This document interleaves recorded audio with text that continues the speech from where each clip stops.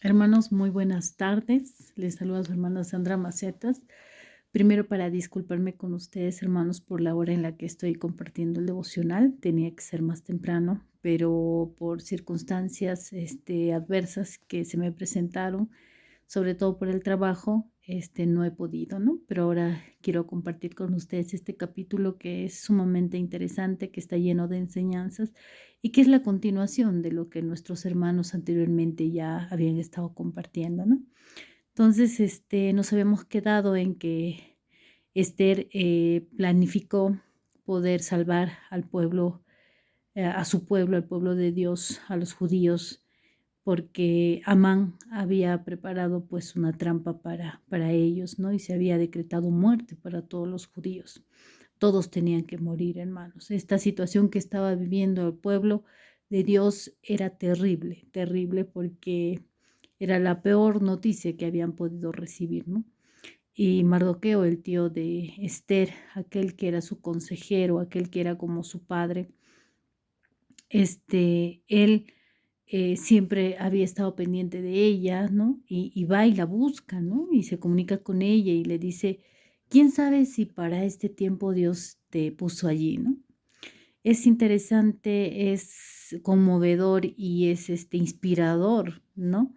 El hecho de que ella haya sido puesta en ese lugar para cumplir el propósito de Dios, porque el propósito de Dios era salvar a su pueblo, ¿no? Había escogido una mujer valiente, ¿no? Una mujer que ante todo, antepone la, al pueblo de Dios, lo que Dios ama, y es una mujer, pues, que estaba dispuesta a sacrificar incluso su propia vida para intentar salvar al pueblo de Dios, ¿no? Entonces, esto es sumamente importante, hermanos, porque nosotros estamos aquí en la tierra para cumplir el propósito de Dios, no nuestros propósitos, hermanos. Y si Dios te ha puesto en algún lugar, yo te digo que Dios tiene un propósito, ¿no? Hay un tiempo, un momento clave para el cual Dios te está poniendo en ese lugar, y si aún no has llegado a ese lugar, Dios te está preparando para cumplir un propósito grande, hermanos. Entonces, no desmayemos en nuestra búsqueda del Señor y en la búsqueda de formar el carácter que necesitamos tener para cumplir el propósito de Dios. Y donde estés, en el trabajo que estés, en la ciudad que estés, tú tienes que cumplir un propósito, así como Esther había sido colocada mucho antes para cumplir ese propósito que era fundamental para Dios, hermanos. Así que vamos a continuar. Y en el capítulo 5 dice, Esther invita al rey y a Amán a un banquete. ¿Ya? Aconteció que al tercer día se vistió Esther su vestido real. ¿Ya? Ella, recordemos que había dicho que pongan a los judíos a ayunar por ella, porque ella iba a ser la que iba a entrar delante del rey sin aviso. Y ya nos habían comentado que si alguien osaba entrar eh, delante del rey sin haber sido llamada o sin ser esperado, sin haber de repente solicitado audiencia con el rey, entonces tenía que morir. Esa interrupción es abrupta que hacía cualquier persona merecía morir, incluyendo a la reina, ¿no? Entonces, ella sabía que se estaba arriesgando a mucho. Sin embargo, sabía que Dios estaba con ella y sabía que lo que estaba haciendo era correcto y que lo valía, ¿no? Porque era para salvar la vida de todos los judíos. Entonces, ella, una vez que se cumplieron esos días de ayuno, aconteció, dice que al tercer día se vistió Esther su vestido real y entró en el patio interior de la casa del rey. Recordemos, también debemos saber esto, las reinas no vivían en el mismo palacio que el rey, ellas tenían su propio palacio, su propio espacio, hermanos. Por eso es que hacía muchos días que ella no lo veía, ¿no?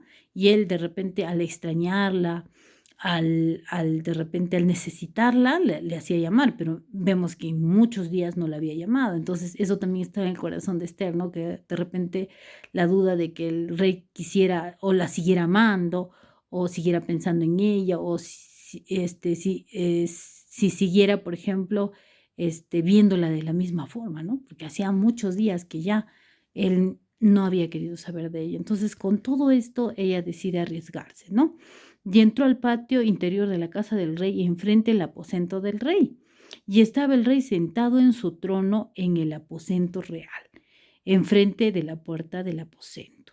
Y cuando vio a la reina Esther, que estaba en el patio, ella obtuvo gracia ante sus ojos, y el rey extendió a Esther el cetro de oro que tenía en la mano. Entonces, ella en la antigüedad se estilaba eso, ¿no? Que cuando había hallado gracia delante del rey, entonces él extendía su cetro y eso era una señal de que la aceptaba, de que no tenía nada en contra de ella, que no le iba a pasar nada y que más bien la estaba protegiendo, ¿no? Y cuando vio a la reina Esther que estaba en el patio, ella obtuvo gracia ante sus ojos y el rey extendió a Esther el cetro de oro que tenía en la mano. Entonces vino Esther y tocó la punta del cetro. Dijo el rey: ¿Qué tienes, reina Esther? ¿Y cuál es tu petición? Hasta la mitad del reino se te dará. O sea, no solamente no la castigó, no la mandó a matar, sino que encima le estaba diciendo: lo que tú quieras, yo te lo daré. Pídeme y te daré. Si quieres mitad de mi reino, eso te daré. O sea, las oraciones que habían hecho los judíos, las oraciones que habían extendido hacia Dios, habían surtido efecto, hermanos. Dios puso gracia ante el rey a Esther. Y eso es lo que nosotros debemos pedir, hermanos, cada vez que vamos a ir a algún trabajo, y eso estilamos hacer en la casa, de decir que Dios ponga gracia delante de las autoridades, delante de aquellas personas que necesitamos caer en gracia. Entonces, eso fue lo que pasó, miren. Y Esther dijo: si place al rey, vengan hoy el rey y Amán al banquete que he preparado para el rey.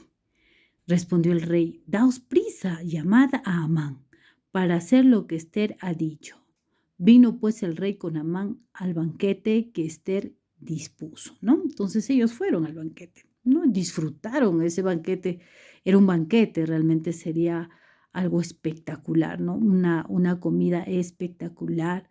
Entonces, y dijo el rey a Esther en el banquete mientras bebía vino: ¿cuál es tu petición y te será otorgada? O sea, él no le decía: a ver, dime qué cosa es lo que quieres para evaluar si es que te voy a dar. No le dice: dime cuál es tu petición porque te la voy a dar. ¿Cuál es tu demanda? Aunque sea la mitad de mi reino, te será concedido. Otra vez le dice eso. Entonces respondió Esther y dijo: mi petición y mi demanda es esta.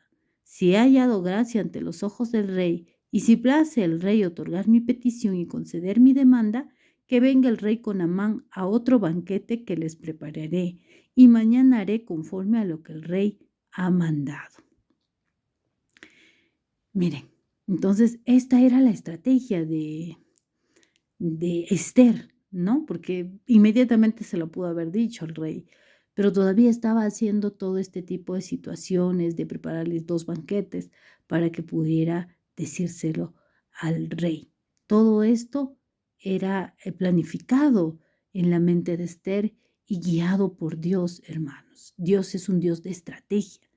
Dios es un Dios que nos enseña a ser estrategas, a planificar, ¿no? Lo que vamos a hacer. No es que de inmediato lo hace el Señor es estratega. Cuando su pueblo luchaba también en el desierto, cuando su pueblo tuvo que enfrentar guerras y batallas, no fue de la misma forma que ganaron todos, sino que Dios utilizó diversas estrategias para darles la victoria. Y esta era una estrategia que le daba a su hija Esther, ¿no? Y dice, ahora vamos a ver otra parte que es importante y que nos enseña, hermanos, ¿ya? Vamos a ver acerca de Amán, ¿ya? Y su actitud, y cómo era él, y qué nos enseña a través de lo que nos narra la Biblia, de lo que este hombre hizo. Y salió Amán aquel día contento y alegre corazón, ¿no? Amán no sabía lo que le esperaba, no sabía que Esther todo esto había planificado en su contra, porque él había conspirado contra el pueblo judío, ¿no? Entonces, él sale contento. Pero cuando vio a Mardoqueo, Mardoqueo era el tío de Esther, ¿no es cierto? Entonces dice, cuando vio a Mardoqueo a la puerta del palacio del rey, que no se levantaba ni se movía de su lugar, se llenó de ira contra Mardoqueo. Mardoqueo, como sabía que él era el conspirador, entonces él ni siquiera le hacía reverencia, porque todo el mundo le hacía reverencia a este Talamán, ¿no? Que cuando lo veían le hacían reverencia, reconociendo su poder, su posición. Pero Mardoqueo como si nada, ¿no? No se movía. Y eso dice que llenó de ira el corazón de Amán. O sea, vamos a ver cuánto orgullo, cuánta soberbia, ¿no? Cuánta altivez había en el corazón de Amán, que él quería que le hiciera reverencia y como Mardoqueo era como si no hubiera visto nada, eso lo llenó de ira, ¿no? De ira, estaba ardiendo en ira. Pero se refrenó Amán y vino a su casa y mandó llamar a sus amigos y a Zeres su mujer. Él buscó consuelo, ¿no? Y consuéleme porque me siento mal, ¿no? Y les refirió a Amán la gloria de sus riquezas y la multitud de sus hijos y todas las cosas con que el rey le había engrandecido y con lo que le iba honrando sobre los príncipes y siervos del rey. Imagínense, ¿no? La reina ha invitado al rey y a Amán, ¿no? O sea, él estaba codeándose con los reyes y los demás estaban debajo de él. O sea, ya se imaginan, wow, cuál era el honor que le había dado a Amán el rey. Y él hablaba acerca de todo lo que tenía a sus amigos y a su esposa. Y añadió a Amán, también la reina Esther, a ninguno hizo venir con el rey al banquete que ella dispuso, sino a mí, ¿no? ¡Wow! ¡Qué tal honor! Y también para mañana estoy convidado por ella con el rey. O sea, tenía muchos motivos para estar feliz, para estar alegre, para estar rebosante de alegría, ¿no? Pero todo esto, dice, de nada me sirve. Miren, y esto tenemos que prestar atención. Cada vez que veo al judío Mardoqueo sentado en la puerta del rey. Imagínense, ni sus riquezas, ni todo lo que tenía, ni los honores que le habían brindado, eran motivo, dice, de alegría si es que tenía en mente y si es que veía a Mardoqueo tener esa actitud. Miren cómo una persona, no, una actitud de una persona puede arruinar la vida de alguien completamente, ¿no? Cómo era su corazón de orgulloso, ¿no? Que él necesitaba que Mardoqueo le rindiera reverencia y como no lo hacía, él dice que no encontraba felicidad, no encontraba alegría a pesar de todo lo que tenía. Era un hombre rico, tenía todo, pero no le bastaba porque quería humillar, quería ver muerto a Mardoqueo, lo odiaba con todas sus fuerzas. Hermanos, ¿alguna vez hemos odiado a alguien así? Es la pregunta.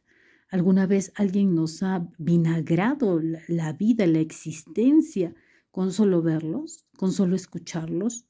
De repente hay alguien que nos nombra a una persona y nos malogra el día, nos malogra todo. De repente alguien habla bien de aquel que nos hizo daño, de aquel que odiamos, de aquel contra el cual tenemos resentimiento y sentimos que el día se nos malogró solamente de verlos, solamente de escucharlos o de escuchar hablar de ellos. ¿Eso estará bien, hermanos? ¿Eso será un corazón de un cristiano que tan solo ver a una persona ya nos arruina el día? Esa tanta influencia y tanto poder puede tener una persona sobre nosotros que solamente saber de esa persona, escuchar algo de esa persona, nos quite la paz, nos quite la alegría de vivir, nos quite la gratitud sobre lo que tenemos y olvidemos todo lo bueno que Dios nos ha dado y eso sea suficiente motivo como para arruinarnos todo, hermanos. Ese era el caso de Amán. Ese es el caso de Amán.